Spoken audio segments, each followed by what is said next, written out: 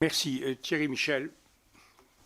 Oui, merci Monsieur le Président. Merci à nos deux rapporteurs pour cet excellent travail. Moi, je voulais juste, effectivement, par rapport à la discussion qu'on a eue tout à l'heure sur finalement, les valeurs de l'Union européenne, ce qu'on croyait effectivement acquis a disparu subitement. Les fermetures, les frontières ont été fermées. Donc moi, je suis de Strasbourg, et donc effectivement, les personnes ont été, le pont de l'Europe a été bloqué, et ça a mis en évidence d'une part que des choses acquises finalement pouvaient s'arrêter du jour au lendemain. Donc ça nous, je pense, nous engage à travailler pour défendre, construire cette Union européenne, et ça engage effectivement à plus de solidarité entre le pays, plus de coopération. Et on profite de la présence de notre collègue allemand pour dire effectivement qu'il est plus que jamais nécessaire que les pays frontaliers travaillent entre eux justement pour limiter les impacts de ce type de situation. Donc il faut se préparer à ces futures crises. Peut-être on ne pouvait pas l'imaginer.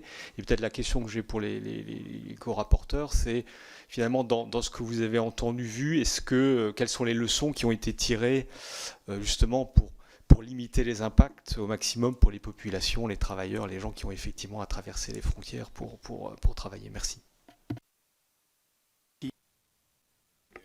Madame Le Grip. Oui, merci.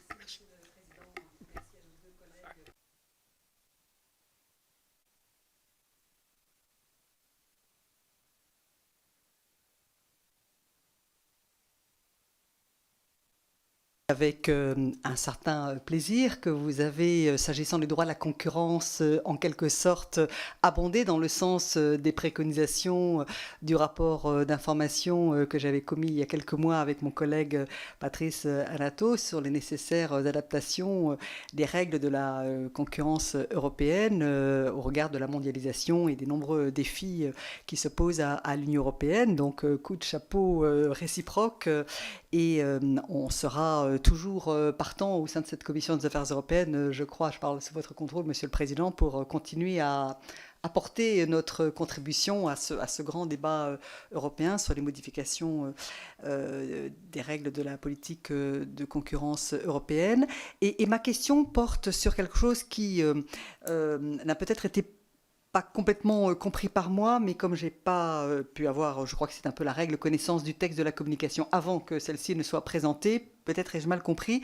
Il me semble vous avoir entendu dire, chers collègues, à un moment donné, qu'il pourrait s'avérer nécessaire de procéder à des nationalisations partielles, ou en tout cas dans le paragraphe que vous avez consacré à un certain nombre d'industries stratégiques, et notamment à l'industrie pharmaceutique, mais pas que. Vous avez émis, est-ce l'une des propositions officielles que vous faites dans cette communication, qu'il pourrait s'avérer nécessaire de procéder à des nationalisations? Voilà, et j'ai bien compris, ça m'a un peu interpellée. Je vous remercie de donner des éclairages un peu plus précis sur ce sujet. Merci.